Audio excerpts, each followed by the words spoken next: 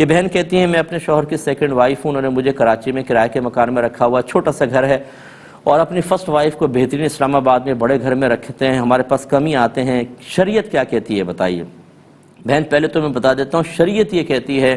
کہ آپ کے شوہر گناہگار ہو رہے ہیں، ان کو اگر 2 بیویاں رکھنے کا اتنا ہی شوق تھا تو ان کو مکمل عدل و انصاف کے قواعد بھی معلوم کرنے چاہیے تھے، کیونکہ اللہ تعالیٰ نے اسی بات کا مکلف بنایا تھا۔ اللہ تعالیٰ فرماتا ہے کہ فَانْكِحُوا مَا طَابَ لَكُم مِّنَ النِّسَاءِ مَثْنَىٰ وَثُلَاثَ وَرُبَاعَ، جو عورتیں تمہیں پسند ہو تم ان سے نکاح کر سکتے ہو 2 سے، 3 سے، 4 سے، لیکن آگے فرمایا فَإِنْ خِفْتُمْ أَلَّا تَعْدِلُوا فَوَاحِدًا، پھر اگر تمہیں یہ خوف ہو کہ تم عدل و انصاف نہ کر سکو گے تو ایک ہی سے نکاح کرو۔ آپ کے شوہر دوسرا نکاح کرنے کی بنا پر جبکہ یقین ہو کہ میں عدل و انصاف نہیں کر سکوں گا، ان کو پراپر ٹائم نہیں دے سکوں گا، توجہ نہیں دے سکوں گا، گناہگار ہوئے، اب میدان محشر میں سخت وبال میں مبتلا ہوں گے۔ اور اگر وہ بالکل ہی آپ کو چھوڑ دیتے ہیں اور ایک ہی وائف کو ٹائم دیں، فرض کر لیں آپ کہہ رہی ہیں کبھی کبھار آتے ہیں، اگر ایسا ہوتا تو رحمت کونین صلی اللہ علیہ وسلم نے فرمایا جس کے 2 بیویاں ہوں اور ان میں سے ایک کو وہ بالکل معلق چھوڑ دے، اس کا خیال ہی نہ کرے، تو وہ بروز قیامت ایسا آئے گا کہ اس کی آدھی باڈی جو ہوگی فالج زدہ ہوگی۔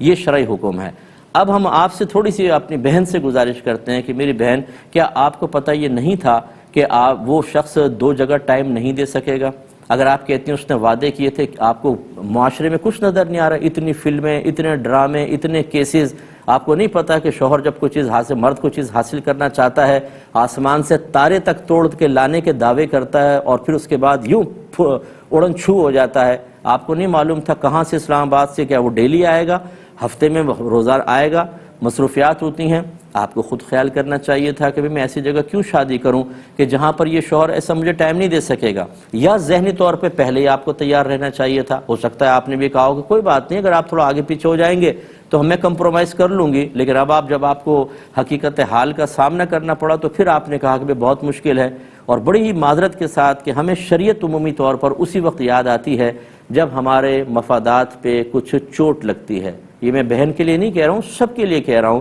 ماں باپ کو دین اس وقت اچھا لگتا ہے جب ماں باپ بچوں کو فرما بردار بنانا ہوتا ہے، ان کا سر جھکوانا ہوتا ہے، جہاں ہم شادی کریں وہاں مانو، تنخواہ ہمارے ہاتھ میں لا کر دو، بیوی کے مقابلے میری فیور کرو، تو ماں کہتی ہے مصعب دین کیا کہتا ہے اس کے بارے میں؟ اس سے پہلے کبھی کوئسچن نہیں ہوتا کہ دین کیا کہتا ہے۔ اسی طرح کسی کو وراثت میں حصہ چاہیے ہوتا ہے تو دین کیا کہتا ہے یہ بتائیے، ان کے دل میں خوف خدا ڈالیں۔ اس سے پہلے ہم خود بے خوفی کے 50 معاملات کر رہے ہوتے ہیں، نماز ہم نہیں پڑھتے، روزہ ہم نہیں رکھتے، گالی گلوچ ہم کرتے ہیں، چغلیاں ہم کرتے ہیں، غیبتیں ہم کرتے ہیں، جیلسی ہمارے اندر ہوتی ہے، فرض علوم دینیہ سے ہم دور ہوتے ہیں۔ کون سا کام کر رہے تو جنہیں اس میں خوف خدا نہیں ہے، لیکن سامنے والے سے جب ہمیں حق حاصل کرنا ہوتا ہے ہم کہتے ہیں مفتی صاحب ہمیں بتائیں اس کے دل میں خوف خدا کیسے پیدا ہوگا۔ یہ جو غیر منصفانہ ایک تقسیم ہم نے کر لی ہے کہ دین کو صرف اپنے مفادات کے لیے استعمال کرنا اور جب مفاد حاصل ہو جائے تو دین کو وہ دور سے خداحافظ کہنا، یہ رویہ بھی ٹھیک نہیں ہے۔ اسی لیے اللہ تعالیٰ نے فرمایا کہ یا ایھا الذین آمنوا ادخلوا فی السلم کافہ، اے ایمان والو اسلام میں پورے داخل ہو جاؤ۔ اگر آپ پہلے ہی شرعی رعایتوں کا خیال کرتی ہیں، کسی مفتی صاحب سے معلوم کرتی ہیں میں سیکنڈ میرج کرنے، ایک شخص کی سیکنڈ میرج ہے میرے ساتھ، کیا کیا میرے حق ہوں گے، اس کے کیا کیا فرائض ہوں گے، یہ سب مجھے بتائیں، ریٹن فتویٰ لیتی، شخص کے سامنے رکھتی، دیکھو تمہیں یہ بعد میں یہ کرنا ہوگا، شریعت یہ کہتی ہے،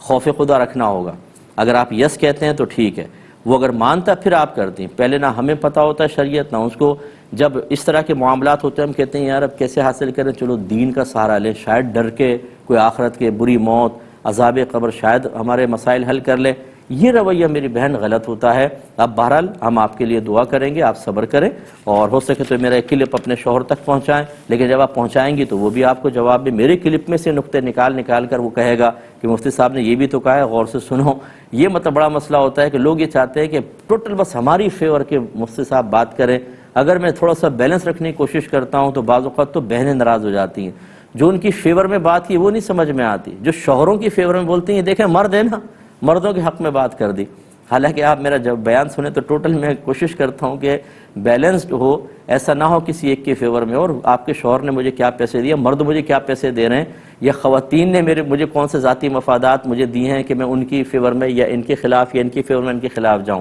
ہم مکلف ہیں شرعی حکم بیان کرنے کے۔ تو بہن میرا مشورہ ہے کہ آپ بھی اپنا احتساب کریں، جہاں آپ کی غلطی ہوئی اللہ کی بارگاہ میں آپ توبہ کیجئے، میں اکثر بہنوں سے کہتا ہوں، وہ کہتی ہیں جی میں تیسری وائف ہوں، دوسری وائف ہوں، میں کہتا ہوں یہ بتائیں اب آپ اپنے شوہر کو ایک اور شادی کی اجازت دیں گی کہ نہیں دیں گی؟ کہتی نہیں وہ سب بالکل نہیں دوں گی۔ تو جب پہلی تھی اس کے مقابلے میں اس کے ساتھ آپ نے کیوں شادی کی ہے یہ بتائیے؟ جو چیز اپنے لیے ناپسند کر رہی ہیں وہ پہلی بیوی بھی تو اس کو ناپسند کر رہی تھی۔ یہ شریعت نے اگرچہ اجازت دی ہے، لیکن یہ دور ایسا چل رہا ہے، اس دور میں شریعت کو ماننے والے ہیں کتنے؟ اسی طرح کے جھگڑے فتنہ فساد ہوتے ہیں اور بعد میں پھر معاذ اللہ شریعت کا مذاق اڑتا ہے۔ ایک